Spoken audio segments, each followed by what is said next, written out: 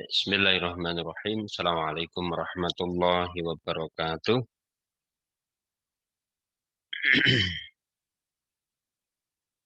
Alhamdulillahirabbil alamin. Alhamdulillahilladzi hadana li hadza wa ma kunna linahtadiya laula an hadana Allah.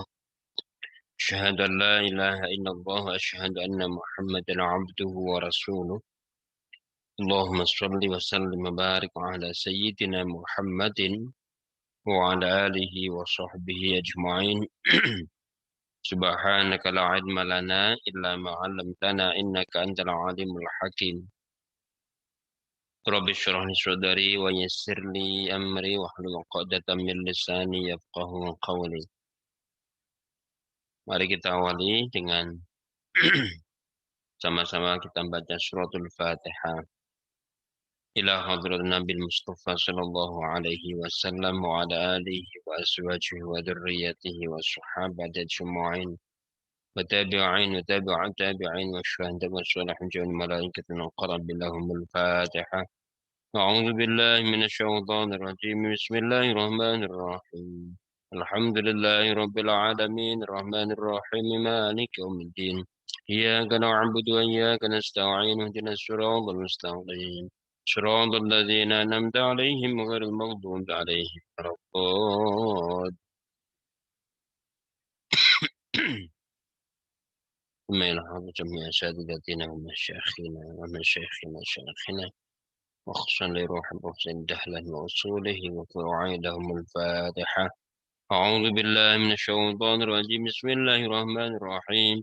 الحمد لله رب العالمين الرحمن الرحيم مالك يوم الدين.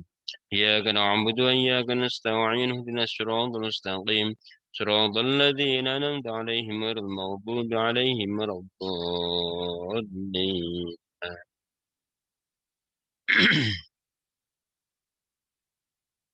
أعوذ بالله من الشيطان الرجيم. بسم الله الرحمن الرحيم. Kita lanjutkan ya di ayat yang ke-23 sampai terakhir. A'udzu billahi minasyaitonir rajim. Bismillahirrahmanirrahim. Qul huwallazi ansha'akum wa ja'ala lakumus sam'a wal absara wal af'idah. Qalilan ma tashkurun. Qul huwallazi dzara'akum fil ardi wa ilaihi tuhsyarun.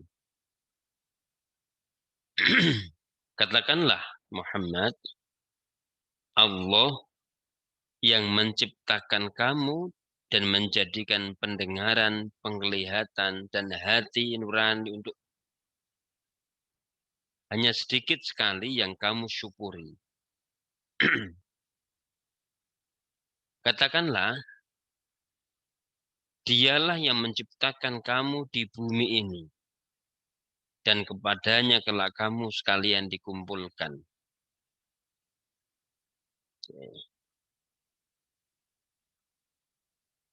Dua ayat ini menegaskan ketauhidan. Ya. Jadi kita disadarkan kembali tentang asal mula cipta kita. Kita semula tidak ada yang baik secara komunal maupun individual. Keberadaan kita ini sebenarnya nggak penting kalau kita mau sadari. Ada atau tidaknya kita, itu dunia masih tetap akan jalan. Hanya ketika Allah mentakdirkan kita ada, itu bagian yang harus kita syukuri. Maka di situ qalilan ma tashkuru. Sedikit sekali yang kalian syukuri. Jadi bahasanya begini, istilahnya. Ketika kita ditakdirkan oleh Allah ada, jangan difahami kemudian seolah-olah keberadaan kita ini segala-galanya dan maha penting di atas segalanya. Wong semula kita tidak ada ya dunia tetap jalan. Nah ketika kita ada ya kita syukur karena kita menjadi bagian dari kisah hidup di dunia. Ya. Yang semula kita tidak ada, kisah hidup di dunia itu ya masih jalan. Di situ masih banyak ulama, di situ masih banyak santri, di situ masih banyak pedagang, umaro, ini masih ada. Jadi jangan berpikir ketika nanti kita tidak ada itu seakan-akan dunia selesai. Siapa nanti akan menggantikan saya? Siapa nanti akan menjadi anak pelindungan anak saya misalnya. Itu tidak perlu kita pikirkan. Wong dulu kita tidak ada. Dulu kita tidak ada, dunia jalan. Apalagi nanti kalau em, jadi kita tidak terlalu risau bahwa ketidakadaan kita ini seakan lenyap semua yang terjadi ya. Padahal tidak. Nah, kadang perasaan kita karena kita menganggap diri kita itu paling penting, itu seakan-akan kalau tidak ada kita itu nggak jalan. Padahal dulu tanpa kita dunia tetap jalan. Kira-kira begitu ya. Nah, ini penting kita sadarkannya. Qul huwallazi ansha'akum. Dialah dulu Allah yang menjadikan kamu, menciptakan kamu. Wa ja'ala lakumus sam'a wal absara wal af'idah, dan menjadikan bagimu itu untuk bisa menjalankan sebagai manusia yang sempurna itu diberikan 3 potensi sekaligus. Mendengar, melihat, dan merasa. Yang itu kemudian menjadi, kalau di ada cipta rasa karsa itu. Qalilan ma tashkurun, sedikit sekali yang kamu syukuri. Qul huwallazi dzara'akum fil ardi. Katakanlah bahwa Dia Allah itu yang mengadakan kamu di bumi. Wa ilaihi tusyarun, dan kepadanya kamu juga akan dikumpulkan, dikembalikan. Tusyarun ya. Di situ bahasanya seakar dengan mahsyar, tempat dikumpulkan. Wa ilaihi tusyarun.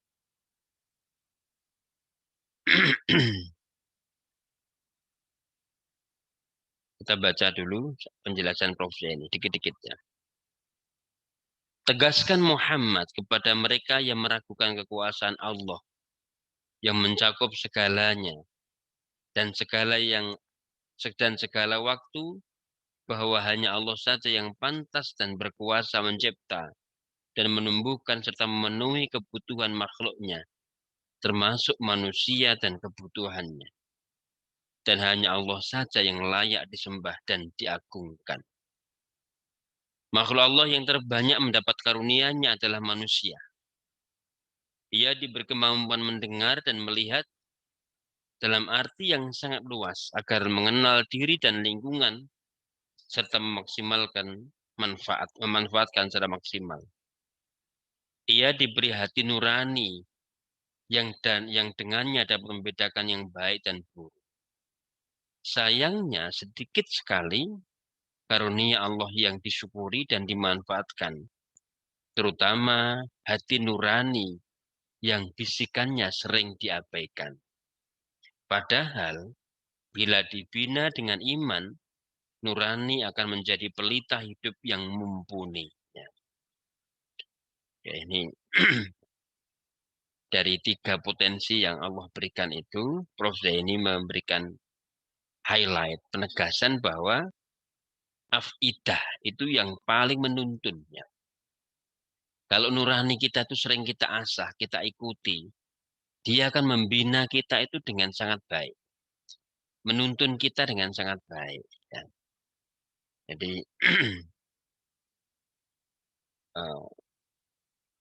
afidah ini potensi yang terbesar. Ya. Oke. Di luar itu saya ingin menyampaikan sedikit begini. Allah yang mencipta kita. Allah sangat tahu apa yang kita butuhkan untuk pertumbuhan kita. Baik pertumbuhan fisik kita maupun pertumbuhan uh, potensi kita. Jadi kemampuan soft skill maupun hard skill lah bahasanya. Jadi kalau dalam waktu kampus itu ada pengembangan soft skill, ada pengembangan soft skill, ada hard skill.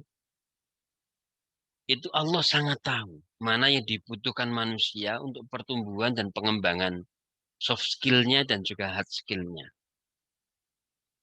Maka kita itu kadang dalam satu tertentu, kita nggak usah ikut mengatur bahasanya gitu. Maka dalam istilah tasawuf itu ada istilah isqatu tadbir. Isqatu tadbir itu ada kitab juga karangannya Syekh Ibnu Athaillah Al-Skandari. Kita nggak perlu ikut mengatur. Kita gugurkan tadbir, tadbir. Nggak usah ikut mengatur. Biarkan Allah yang maha mengatur itu menuntun kehidupan kita. Melalui apa? Nurani tadi. Bahasanya begitu. Jadi kalau nurani kita itu kita loskan. Los dalam arti kita serahkan sepenuhnya. Yang kepasrahan itu Anda pasti tahu ya.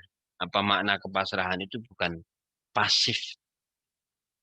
Tetapi dalam dinamika usaha yang kita lakukan di situ, itu ada tefid, ada penyerahan total, kepasrahan total. Dan kita percaya betul bahwa takdir Allah yang mengatur kita. Jadi kalau seakan-akan kita terlalu ikut campur tangan itu seakan-akan kita nggak percaya takdir kan. Tapi dalam dinamika yang kita usahakan, ya kita maksimal, bekerja harus maksimal. Yang namanya bekerja, belajar itu harus maksimal. Tetapi kita juga harus tahu bahwa dan berkali-kali saya sampaikan, hasil dari pekerjaan kita itu tidak sepenuhnya kita yang menentukan. Nah, disitulah ada iskotu tadbir itu. Ada kita menggugurkan eh, apa namanya ikut campur tangan kita dalam mengatur keseluruhan hidup kita. Ya biarlah Allah sebagai Rob itu berfungsi sebagai Rob, bahasanya begitu. Ya Tuhan yang maha tahu, Tuhan yang maha mengatur. Ya gitu bahasanya ya biarlah Allah yang mengatur segalanya tadi. Nah ini penting sekali bagaimana kita memfungsikan nurani tadi itu mengikuti kehendak Allah.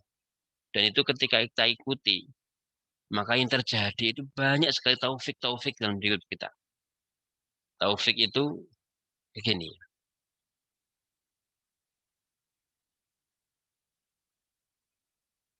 pas acara begini misalnya, kok dilalah kamu bisa melaksanakan secara beriringan misalnya.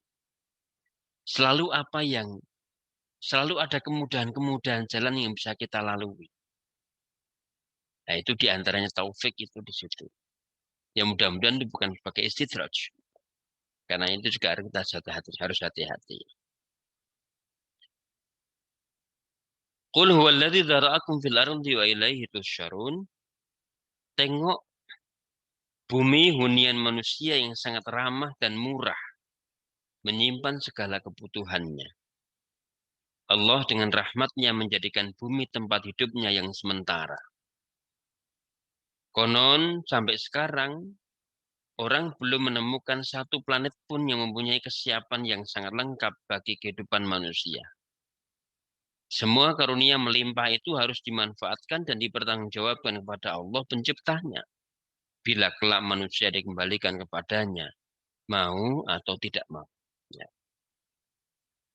Jadi ini yang di ayat-ayat sebelumnya sudah kita bahas bahwa bumi yang kita huni ini memang planet yang paling lengkap, paling support untuk kehidupan manusia. Perlu digambarkan bagaimana bumi ini yang bisa dilalui, ditundukkan. Wadzalalna lakum, ya, ditundukkan itu. Uh, yang apa itu, yang sehingga kamu bisa berjalan di atas bumi ini. Yang dulu kita ilustrasikan, kita coba bayangkan, andaikan bumi ini semuanya tanah gambut. Andaikan bumi ini semuanya itu tanahnya tidak ada tanah keras. Itu gimana kita mau lewat ya?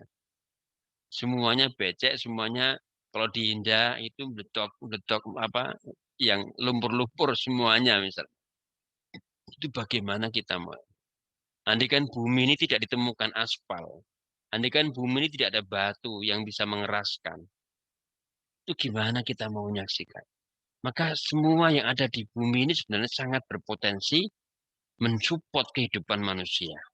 Udaranya, tumbuhannya, panas teriknya, tingkat derajat kepanasannya, matahari yang sampai ke bumi sudah disaring demikian rupa sehingga tidak membakar tapi cukup menghangatkan dan seterusnya. Jadi banyak sekali aneka eh, apa namanya kebutuhan hidup manusia itu yang semuanya disupport di bumi ini. Ya. Maka qul huwallazi dzara'akum fil ardi di bumi. Dan mungkin belum ada planet lainnya. Karena daya jelajah manusia saya kira tidak bisa menjangkau semua planet. Mungkin saja ada planet yang mirip dengan bumi. Mungkin saja ya. Tetapi sejauh yang manusia bisa temukan, itu belum ada satu planet pun yang memiliki daya hidup sekuat bumi untuk dihuni manusia. Nah ini hal yang kadang luput kita syukuri. Bahwa di bumi ini kita ditempatkan, ini juga bagian dari Rahman dan Rahimnya Allah. Kenapa kita ditempatkan di bumi? Kenapa kita tidak di planet lain, di Mars atau di Venus atau di mana? Itu yang di situ tidak ada apa-apanya, nggak ada tumbuhannya, nggak ada ini, ya, seterusnya. Oke, saya kira ini eh, memancing kita untuk merenungkan. Oke, satu lagi ya. وَيَقُولُونَ مَتَى هَذَا الْوَعْدُ إِن كُنتُمْ صَادِقِينَ. Orang kafir bertanya menantang. Kapan ancaman itu terjadi kalau kamu benar Muhammad? Ya inilah manusia itu dulunya tidak ada. Begitu diadakan, itu malah justru dari penentang. Itu kan tidak tahu dirinya manusia kan di situ ya. Dulu tidak ada, dilahirkan dengan kasih sayang, diciptakan dengan rahman dan rahimnya Allah. Diipuk-ipuk, disayangi. Begitu muncul menjadi manusia. Khosimu mubin, sangat menentang. Bahkan berani menantang Allah. Kapan itu janji datang itu kalau mau betul-betulnya. Nah ini Quran banyak sekali mengingatkan paradoks-paradoks begitu itu. Dulu tidak ada, yang begitu ada itu merasa begitu penting. Wong dulu ketika kita tidak ada itu hidup tetap jalan. Begitu ada, itu malah menjadi penentang yang sangat besar. Bahkan menantang kepada Allah. Mana itu benar janjinya ya. Dengan akal yang akal itu sendiri adalah Allah ciptakan, berikan. Tapi begitu akal itu kita terima, kita ada. Kita justru mempertanyakan keberadaan Allah. Aneh. Kita justru mempertanyakan, benar nggak itu ancaman Allah? Nah, itu perlu kita renungkan ya. Wa yaquluna mata hadzal wa'du in kuntum shadiqin. Mengapa banyak yang menyombongkan diri ketika karunia Allah melimpah dan dengan segala keangkuhan menolak berita wahyu tentang hari kebangkitan dan bertanya penuh ragu kapan kebangkitan itu akan terjadi bila berita itu benar. Dan mengapa leluhur kami yang sudah lama meninggal belum juga dibangkitkan? Jawablah Muhammad, kiamat dan hari kebangkitan termasuk yang gaib yang tidak terjangkau akal manusia. Pengetahuan tentang yang gaib hanya pada Allah. Sedang tugas saya, juga para rasul, hanya sebatas menyampaikan berita wahyu untuk menjadi peringatan bagi yang mau menerima. Jadi mungkin saja ada orang yang meragukan adanya kiamat. Itu karena itu buktinya Nabi Adam sejak sekarang juga nggak dibangkitkan, misalnya gitu. Lalu sudah jutaan tahun. Itu kapan terjadinya? Apa itu cuma berita bohong belaka? Nah, maka sebagai seorang mukmin kita harus menanggapi itu wa ilaihi tuhsyarun itu betul-betul dengan landasan iman. kita percaya adanya hari bangkit, itu lebih menguntungkan daripada kita tidak percaya. Ya.